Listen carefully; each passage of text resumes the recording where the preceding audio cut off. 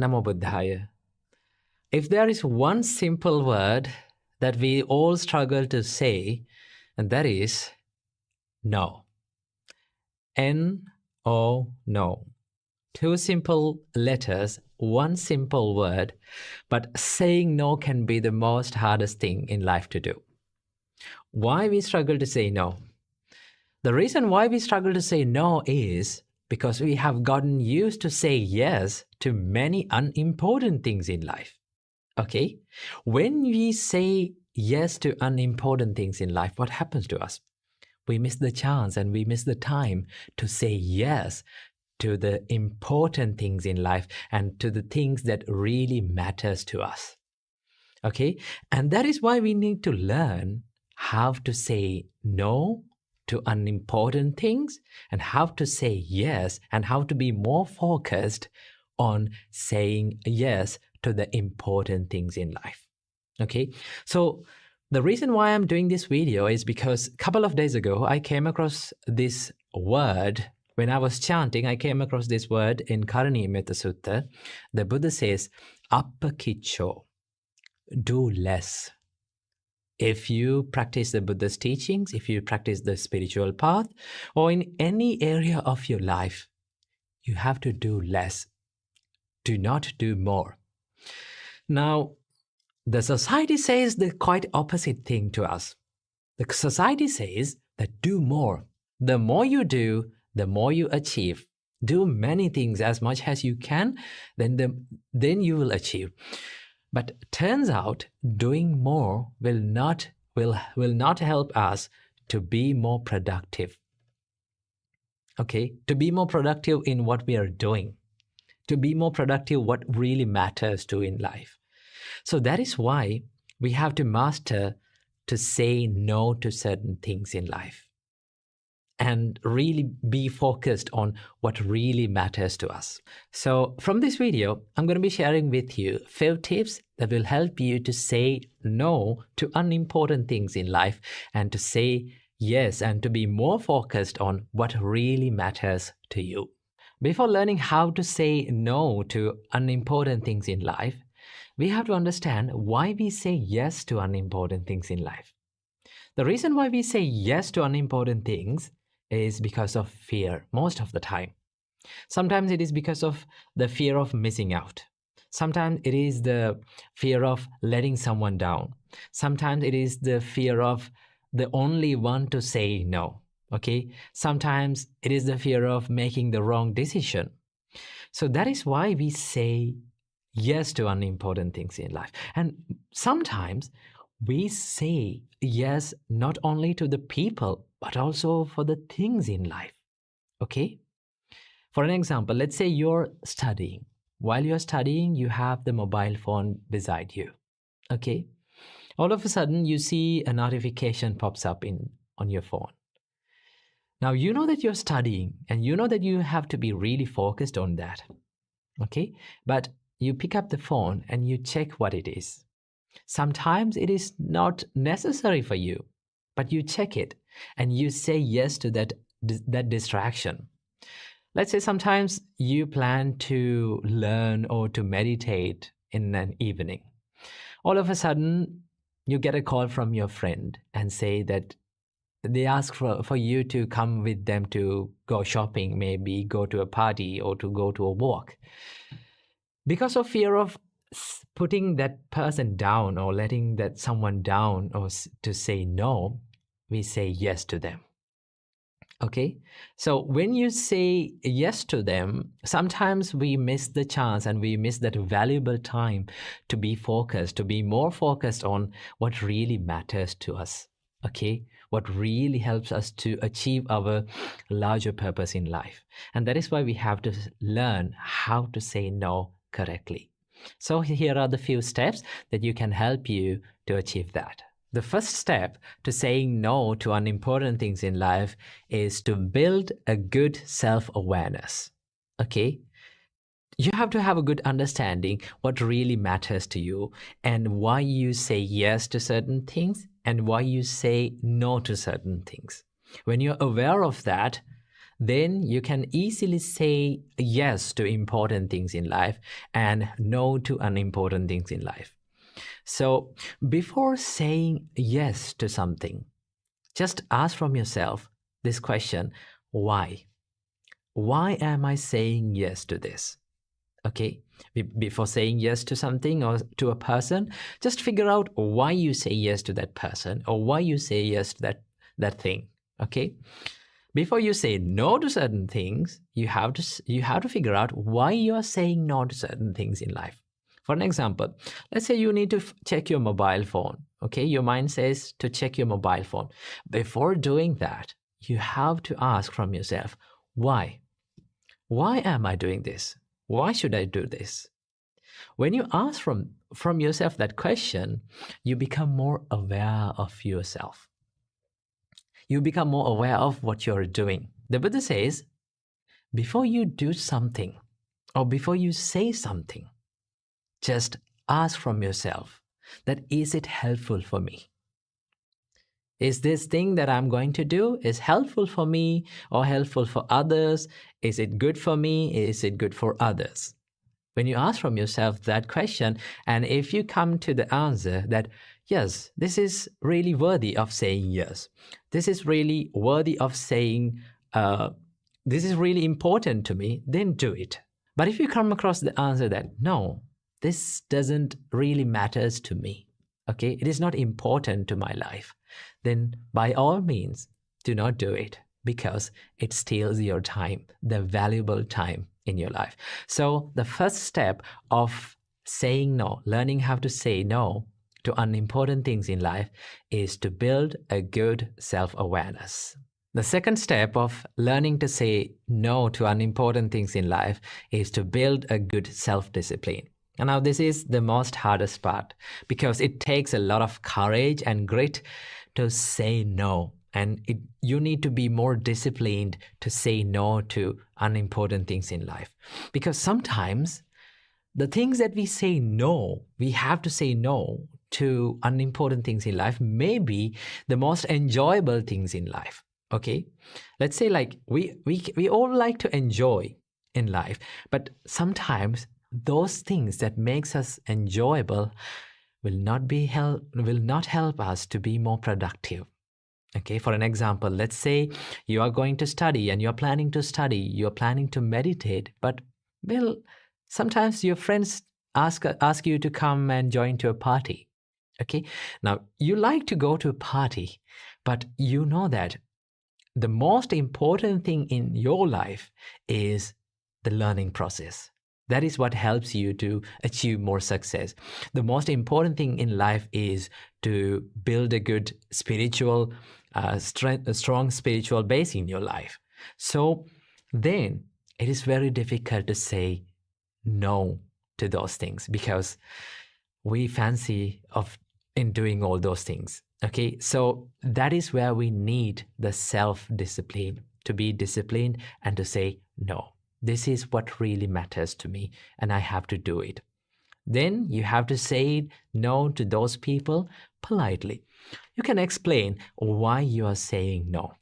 Okay, I heard this one quote saying that, learn to say no to people without explaining yourself.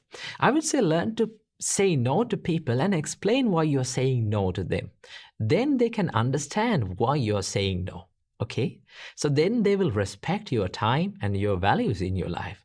So that is why we have to learn to say no politely and correctly. The third step is to understand that your time is valuable.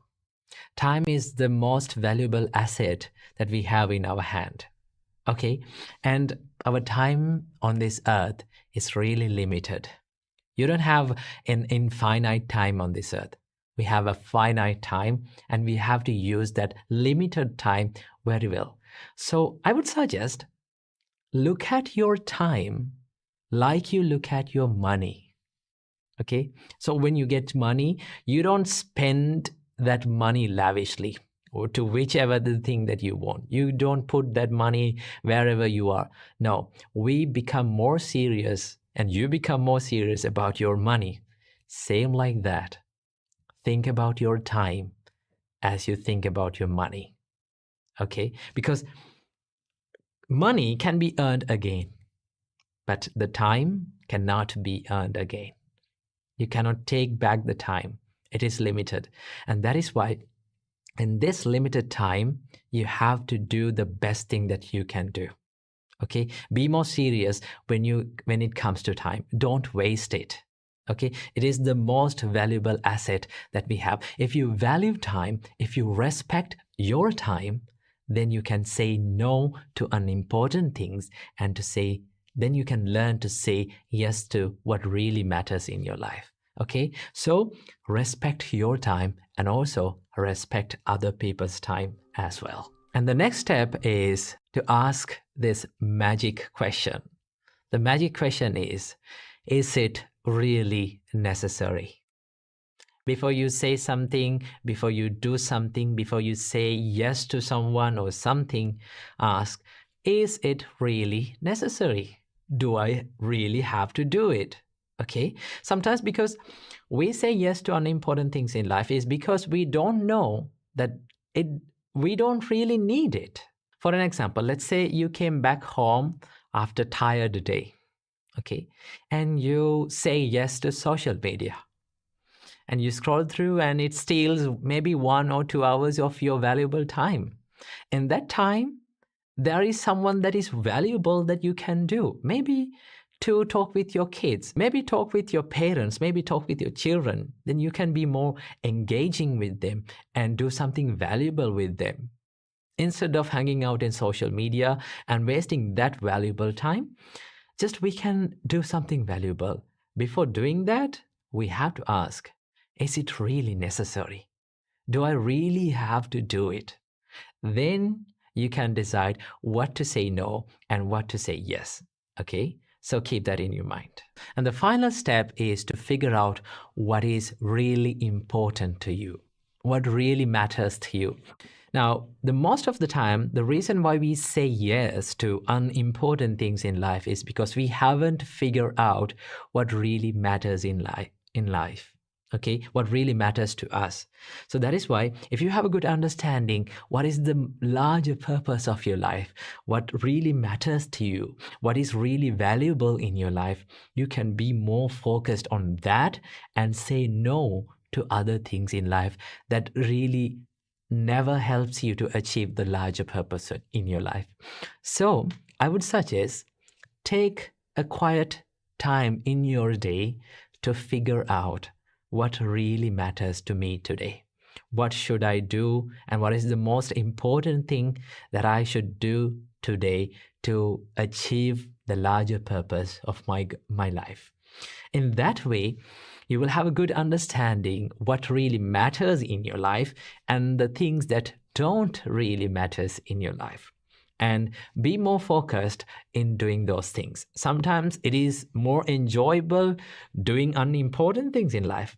But although it is enjoyable, although it is hard to say no to all those distractions, we have to say no to them because those are the things that prevents us engaging and achieving the larger purpose in our life. So finally, these are the tips that you can practice to say no to unimportant things and to say no to distractions in your life and to be more focused on what really matters. So finally, saying no can be really hard. I know it is really hard, but in order to achieve a happy life and a calmer life and a more disciplined life, we have to say no, and we have to learn to say no to unimportant things in life. So practice these little tips and then you'll be happy in your life.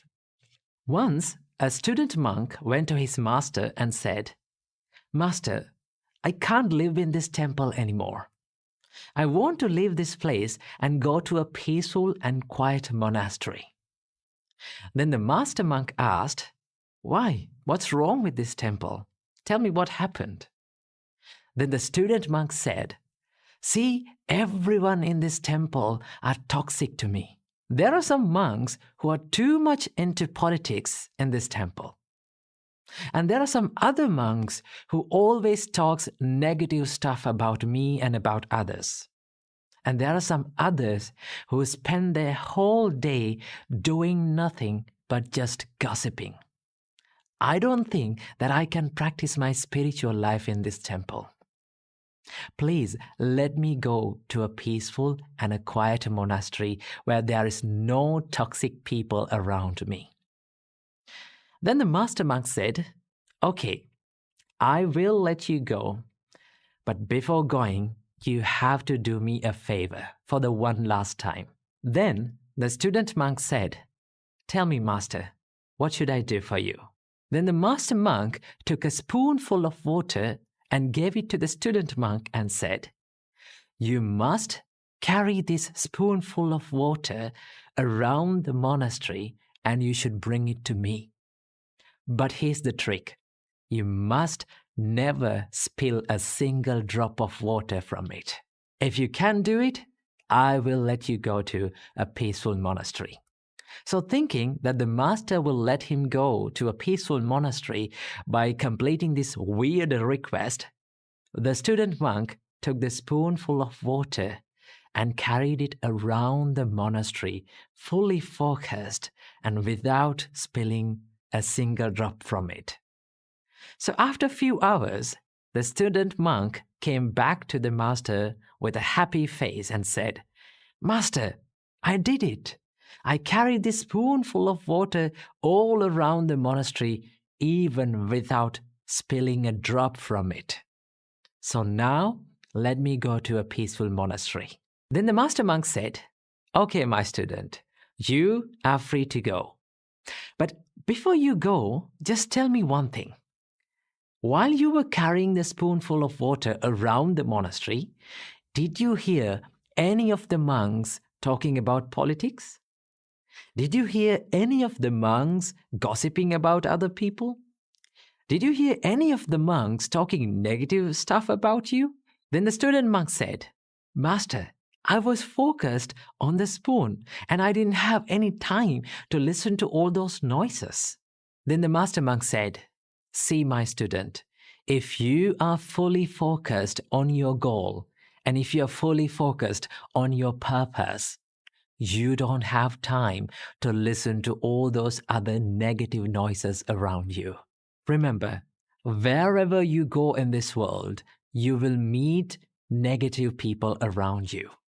But if you're fully focused on your goal and on your larger purpose, all the other negative people and all the other negative words that you hear are nothing but just noises." Ladies and gentlemen, it is all about what we focus in our life.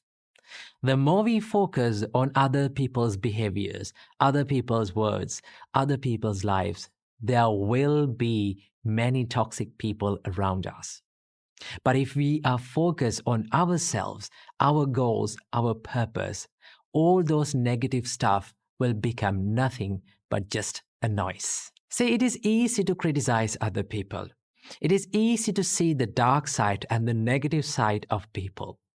But it takes a heart of bravery and kindness to see the bright side of people. We all have imperfections in our life. We all make mistakes. We all make bad choices.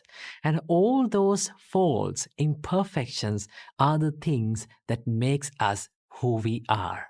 So when you work with people or when you're on social media, you will come across with people that you don't like. You will come across with ideas that you don't agree with.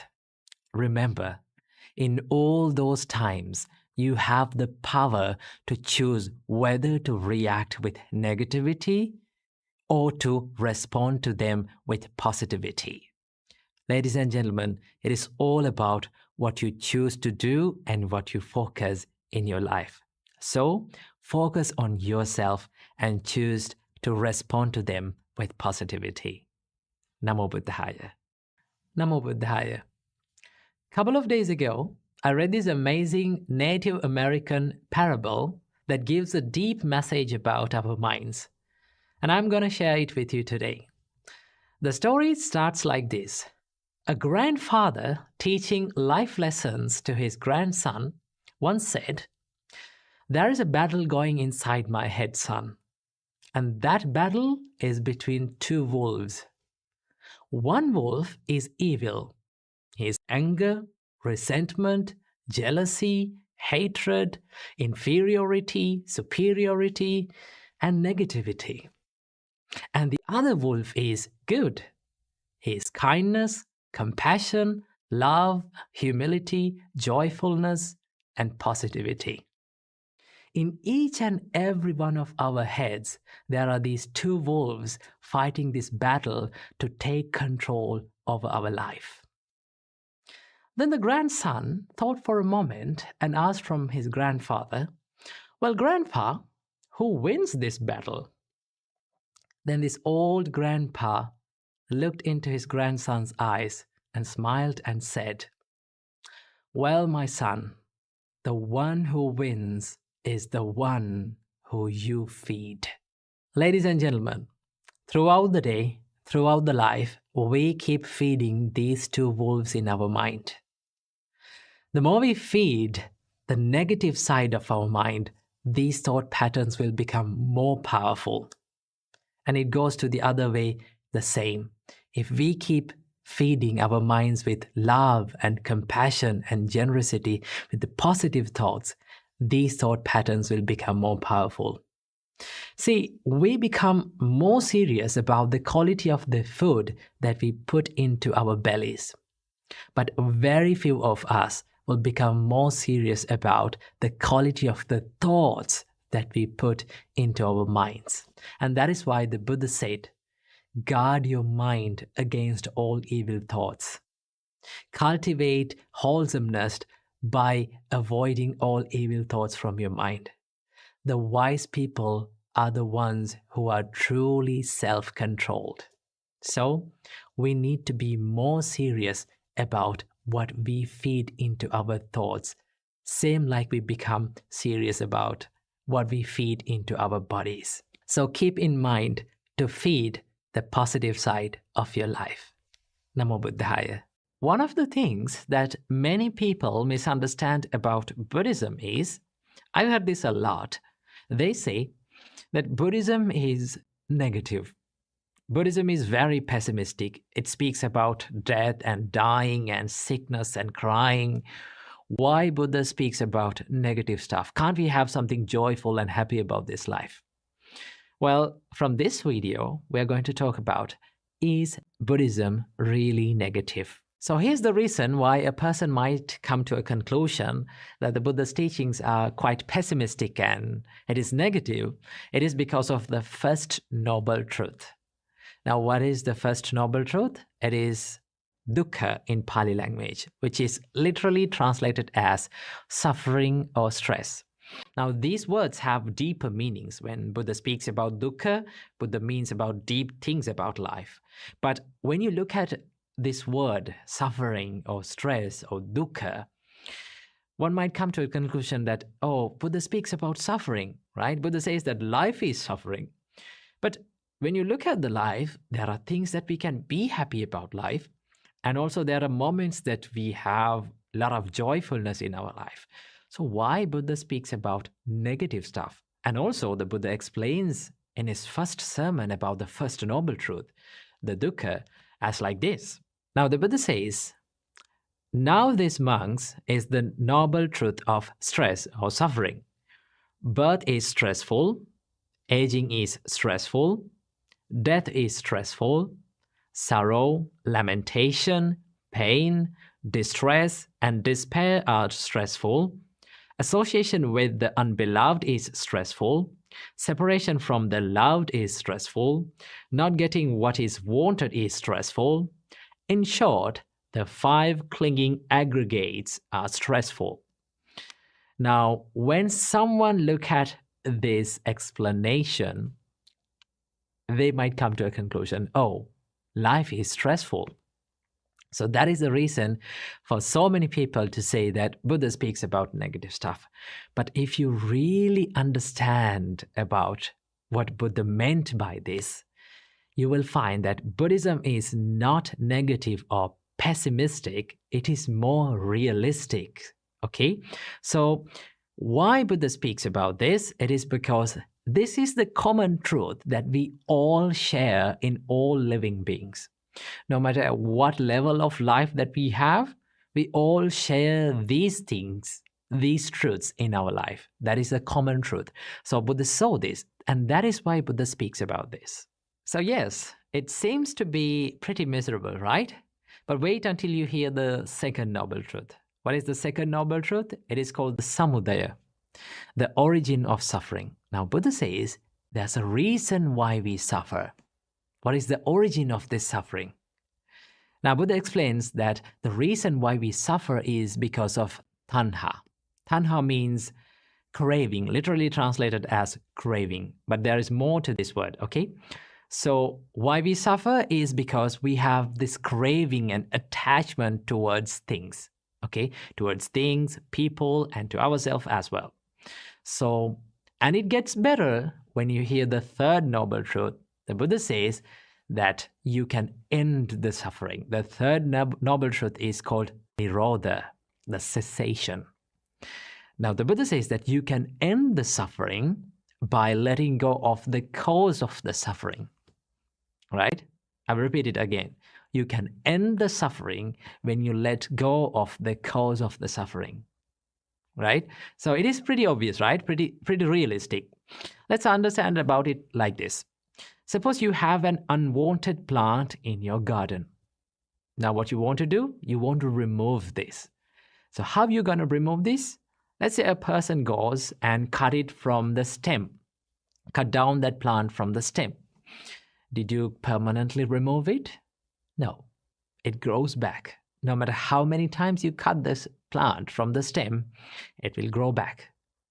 But if you really need to remove the plant, what you have to do is you have to go into roots, dig the plant, and then remove the roots, and then it will never grow back, right?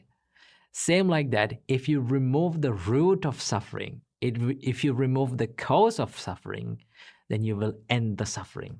Not only the Buddha says that you can end the suffering, but also Buddha introduce you to a path where you can end the suffering. And that is the fourth noble truth. It is called the Magga, which is the Noble Eightfold Path. Now, Noble Eightfold Path is a moral and ethical and psychological and more practical path that leads to the cessation or end of the suffering. So basically, the Buddha is like a doctor, okay? So what a doctor might do? He might come to a patient and says, hey, listen, let's be honest that you have this disease. You have to be honest. I know it is painful. I know it is very negative and pessimistic to talk about this, but let's be honest. If you need to cure this disease, you need to focus on it. Okay, we have to talk about it. We have to find a way out of it. So the doctor says that there is a disease. He will be honest with you, and he says, and he comes with the good news, and that is that you can cure this disease. Okay, we can cure this disease, and I will show you how to cure this disease. And also the doctor will say that take these pills and take these medicines to end your disease or to cure your disease. And same like that, Buddha identifies your disease and he talks about that disease, and also Buddha identified what causes this disease, and also the Buddha comes up with the positive, more happy news that you can end this suffering, okay? And also Buddha comes up with a way to end this suffering. So if you look at it in that way, Buddhism is not pessimistic. It is not negative. It is more realistic because Buddha talks about the truth in this life. What is the truth? It is the first noble truth. That is the suffering. Suffering is the only thing that we all share commonly in this world. No matter what level in this life that we are in, we all suffer.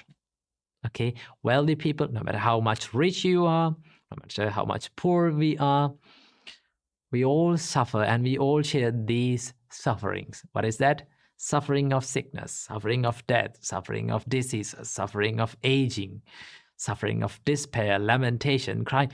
This is something that is very common to all of us. And talking about it and thinking about it might not be a negative thing, because most of the time what we are doing is we are running away from this truth. We don't like to talk about it. We always like to forget about it.